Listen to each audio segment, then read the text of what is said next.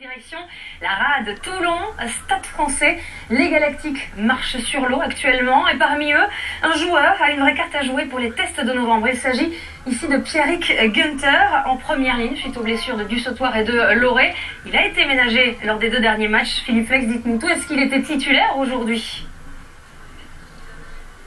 Et oui Isabelle, il était titulaire, Pierrick Günther. Il y avait d'ailleurs comme une évidence à voir ce joueur très croyant titulaire faire son retour aujourd'hui au sein de la 3e ligne de Toulon. Le jour de la Toussaint, Pierrick Günther, le gladiateur du rugby club toulonnais dans une arène de Mayol à guichet fermé encore aujourd'hui. 15 000 spectateurs venus soutenir leur équipe, les Invincibles de Toulon face au Stade Français qui la semaine dernière a fait ébrucher d'autres rouges et noirs, ceux du Stade Toulousain, et qui viennent sans pression ici à Mayol. On joue la première minute, la mêlée à l'avantage des Toulonnais, ce ballon qui sort pour Guito qui alerte là-bas sur son aile Rudy Wolf, dont c'était le retour après 1 an et demi d'absence sur la pelouse de Mayol. Rudy Wolf qui plonge dans la butte. Monsieur Atala demande l'arbitrage vidéo, essai ou pas essai, et au ralenti on s'aperçoit que Rudy Wolf, le néo-zélandais, a le coude qui touche la ligne au moment d'aplatir, et c'est logiquement refusé à Rudy Wolf, l'ancien joueur des Auckland Blues, mais il y avait une faute auparavant sur la mêlée. Johnny Wilkinson passe la première pénalité du match et Toulon mène 3-0. Mais le Stade Français réagit notamment dans cet exercice de la mêlée fermée, avec cette mêlée sur les 40 mètres dans le camp de Toulon. Ils prennent l'avantage, ils prennent l'ascendant, les Parisiens. Ils sont récompensés avec cette pénalité offerte à Julien Dupuis. On joue la 7e minute et le buteur parisien qui fait son retour à la compétition après une blessure au mollet, eh bien il égalise à 3 partout. Johnny Wilkinson rajoute une pénalité, 6-3 pour Toulon, la 20e minute de jeu. Eh bien les Parisiens sans complexe, on l'a dit, avec la jeunesse au pouvoir, celle de Jules Bisson qui claque ce drop des 30 mètres, 6 partout, l'égalisation. Le Stade Français se montre à cet instant réaliste en tenant la dragée haute à ses leaders du championnat, le rugby club toulonnais. Une pénalité supplémentaire pour Johnny Wilkinson. Toulon repasse devant et mène 9-6, la 37e minute de jeu. Et les espoirs du Stade Français qui continuent d'envoyer du jeu à l'image de Bonneval. Stoppé, le ballon qui sort pour Papé pour Fainifo qui retrouve le soutien de Lavala, l'américain qui s'arrache, qui est stoppé à l'intérieur des 22 mètres. Le jeu qui rebondit sur un temps de jeu supplémentaire. Le ballon pour Parissé qui écarte ce ballon avec Plisson pour Contepomi pour Naya Savelou à l'intérieur des 22 mètres, repris par la défense de Toulon. Les Parisiens vont au-delà du ballon, ils sont sanctionnés par monsieur Atala. Une occasion manquée, mais c'est pour montrer l'envie des joueurs du Stade Français d'emballer cette rencontre. L'action qui a avorté, au contraire de celle des Toulonnais qui reviennent jouer immédiatement dans la moitié de terrain avec cette échappée belle de Frédéric Michalat, repris par Hugo Bonneval. L'arbitre a fait le ballon. Monsieur Atala décerne un carton jaune à Hugo Bonneval. On revoit l'action au ralenti. Pour quelle raison? Eh bien, selon Monsieur Atala, il y a un en avant volontaire commis par Hugo Bonneval. Pas évident sur ces images puisque Bonneval n'est pas le plaqueur et qu'il peut jouer le ballon. En tout cas, Johnny Wilkinson passe une nouvelle pénalité. 12-6 en faveur de Toulon et les Parisiens réduits à 14. Bernard Laporte avait dit qu'il voulait faire des bisous sur la bouche à son équipe à la mi-temps du match de Bayonne samedi dernier. Ce ne sera pas le cas de Bakis Bota et de Pascal Pathé qui ont des chaudes retrouvailles. Est-ce que n'aurait pas renié Jean-Claude Ballator au premier plan ou bien encore Éric Champ à la mi-temps? C'est Toulon qui mène de 6 points, 12-6. Les Toulonnais qui reviennent avec d'autres intentions après s'être fait sermonner à la pause par Bernard Laporte. Wilkinson a rajouté une pénalité. Toulon mène 15-6, la 52e minute.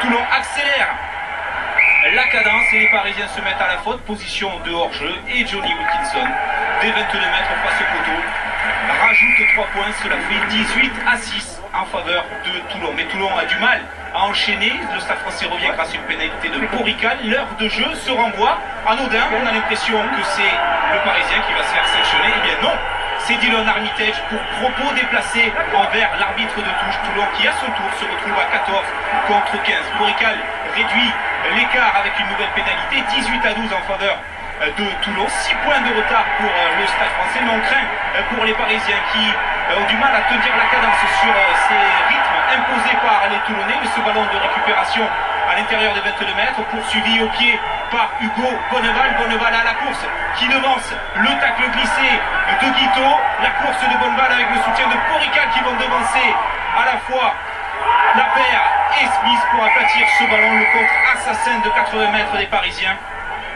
Et à l'initiative de cette action, il y a ce ballon perdu par Johnny Wilkinson sur ce plaquage peut-être un peu haut de la part du deuxième ligne sud-africain Van Zyl. En tout cas, la belle conduite de balle d'Hugo Bonneval qui poursuit au pied pour aller aplatir l'essai. C'est un événement parce que c'est le premier essai encaissé à domicile cette saison par les Toulonnais.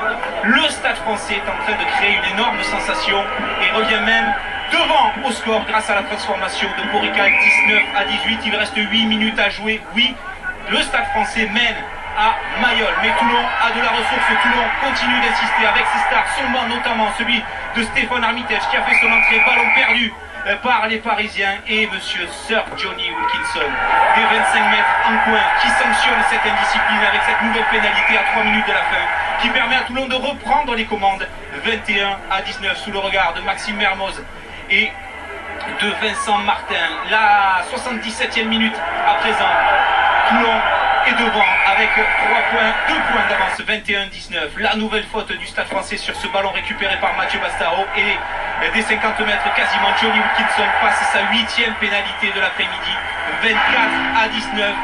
Le Stade Français prend le bonus défensif, mais c'est la délivrance pour les hommes de Mourad Boudjelal et tout le peuple de Mayol.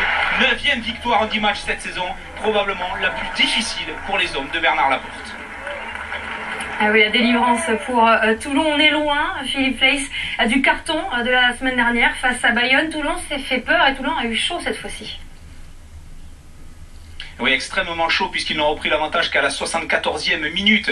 Les joueurs de Bernard Laporte, c'est dire l'ambiance qui régnait dans le vestiaire, une semi-déception, un semi-échec pour Bernard Laporte. Pas d'effusion de joie comme d'habitude, pas de pilou-pilou. Mais la défaite est passée si près. Écoutez Mathieu Bastaro. C'est dommage parce qu'on voulait essayer de continuer sur une bonne lancée. Bon, après je sais que le match n'est pas perdu, mais il y a eu beaucoup de déchets, c'est pas un beau match. Après voilà, je tiens à tirer un grand coup de chapeau aux Parisiens parce que partout on leur a annoncé la foudre. C'est même pas un éclat qu'ils ont reçu, c'est un paix quoi. On a été nuls. Voilà, ces images et Mathieu Bastaro qui a été chambré copieusement par ses anciens partenaires du Stade Français dans le vestiaire, lui qui n'est pas international, à la différence de Pierrick Gunther qui lui demain matin va découvrir Marcoussis et l'équipe de France en compagnie de Josselino Suta, son deuxième ligne. Il n'y pense pas encore, Pierrick Gunther au micro de Guillaume Garrigue. Pour l'instant je suis encore dans le match là, vu que ouais, c'était un peu dur, du coup je suis encore dans le match, j'y pense pas trop. Ce soir à mon avis avant de me coucher, j'y penserai et je crois que j'aurai du mal à dormir. Et il n'y a pas un petit objet à ne pas oublier, à prendre ce soir à tout prix pour monter à Marcoussis? C'est la Bible. La Bible? Ouais. Elle est prête? Elle est prête, ouais, dans mon sac, ouais. Avec l'eau bénite, c'est bon. Voilà les croyances de Pierrick Gunther qui espère bien se créer un chemin dans la liste des 23 pour l'Australie. Il sera demain à Marcoussis, tout comme les 5 autres joueurs titulaires aujourd'hui au coup d'envoi. Et ils sont repartis les 6 au total sur leurs 2 jambes. Donc pas de souci pour Philippe Saint-André. Merci Philippe.